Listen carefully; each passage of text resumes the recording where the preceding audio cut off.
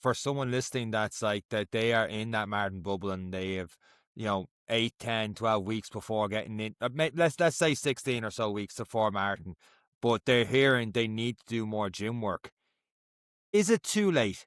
Is it too late to get it to build up the gym with the marathon if they're close to that, or do they need to use time like now for like 4 or 6 months to do that if they're going to do Dublin Marathon, for example? Say you need to get that base in for a while, and then with that base, then start the marathon training. Yeah, it's definitely not too late. I mean, what are we now? We're the end of January. You've plenty of time, and like you say, particularly when you're running is your number one, you want to be a runner. You don't need to be in the gym, 2 hours at a time. So it's definitely not too late.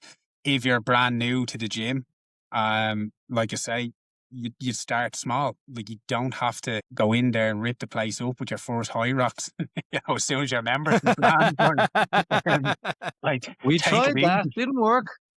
Well, like you look at your basics, like you bring it back to basics, like your compounds, like and the basics of functional movement, like and look, that is why high rocks works. But if you're going in and you're covering yourself with a squat, a hinge, a brace, a carry, a rotation, a lunge, like if you're covering that in your session, and that could be all body weight to start with. So body weight squat against the box, a walk and lunge with your hands up in the air or just where to keep your balance, a double leg RDL where you're just good mornings, your hands are down, you're back up. And what's really good about that is you can slow that movement where you're feeling the hips and I'm not curling my back, I'm engaging my hips. You can add to that, right? Foot strength, really important. Do the RDL on your feet, on your heels are elevated. Do your walk and lunge with your heels elevated. Do your deep squat with your heels elevated. So it's just different ways. How can I save time? On my last set, right, little bit of foot strength, I'll get my heels up off the floor.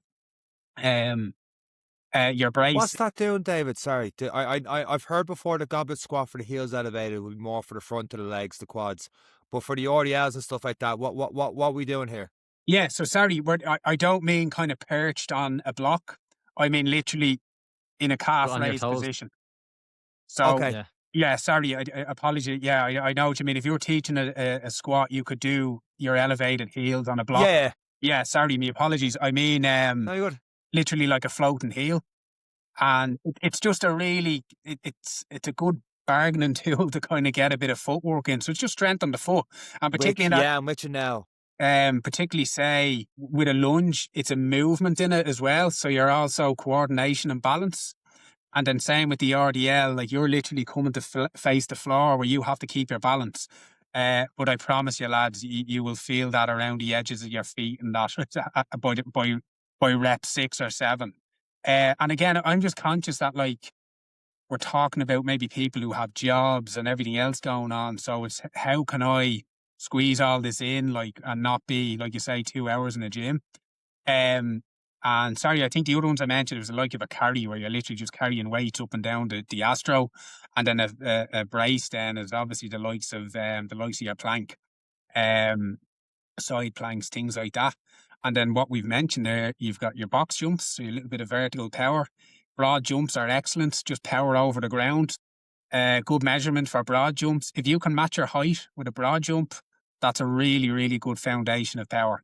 And again, I think what's good is, particularly if you're in a commercial gym, like you say, most of them are kind of redesigned now for that high rock setup where you have the space to sort of do things like that. And then, yeah, like the other one, the box drops and a few pogo hops.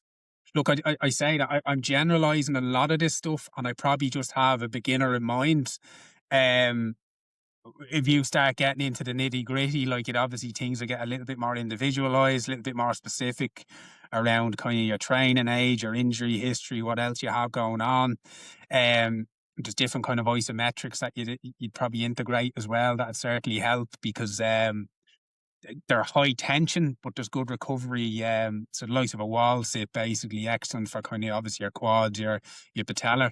They're absolutely nasty at the time, but you're not left walking like a crab for 3 days afterwards. So, yeah, look, there's so much there, lads, and I'm just conscious that maybe if I keep spewing out stuff, it's probably not going to be helpful for anyone. But look, it's not too late.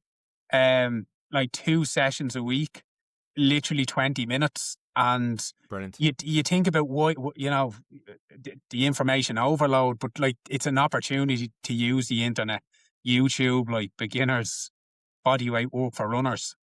Um, it might not be perfect, but it'll still be better than, as we've just said, I'll just trash out, you know, a 60% increase in my mileage in a week without any kind of preparation or recovery. So, um, yeah, I hope that makes sense. Absolutely. Even that, because a lot of people go into this with all or nothing background, and then someone from your level of S&C going only two times a week, 20 minutes to get started to build into it is where you need to go from there, and keeping it simple and keeping the basic, because like you said, the basics they work. They're there for a reason. You're hitting every body part there, and you're slowly building. You don't need to go in and start doing all these advanced things you might see online in some places, stuff like that. Keeping it beginner and stuff.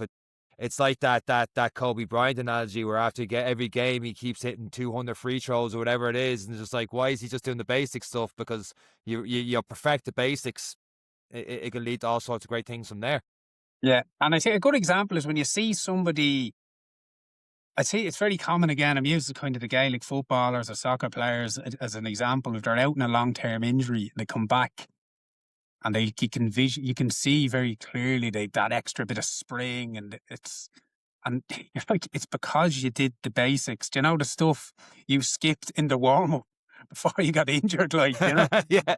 but genuinely, it's because the stuff that becomes so kind of mechanical and routine that you're almost half-arsed, and suddenly it's all scaled back. You're one-on-one or you're on your own. You're absolutely nailing your basics. And that shows kind of the progress in it, like, but yeah, look, again, that's, I'd be confident in saying what I've given you there is a good start point, particularly for people who, you know, have that little bit of fear of the gym, or the gym isn't there. I'm not too comfortable here. And what I'd say to that is not to worry, because no one cares and everybody's just focused on themselves. Like they really are, you know, so, um, don't fear it.